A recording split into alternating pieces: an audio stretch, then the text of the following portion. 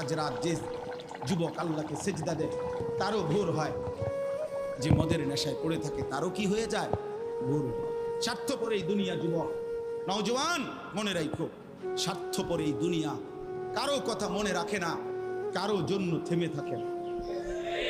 আমি এই পরশুদিন দেখছি, গতকালকের আগের দিন সকাল 6:30 বাজে আমি আমার বাজারে, ময়নামতি সাবের বাজার, ওইখানে দেখছি একটা হাইয়েস্ট গাড়ি একটা ট্রাকের মুখোমুখি হইয়া, হাইয়েস্ট গাড়িটার ড্রাইভারটা জাগাত তারে বাইরে করছে টাইম না হেসরাইয়া, কিছুক্ষণের মধ্যে লোকটা মারা গেছে।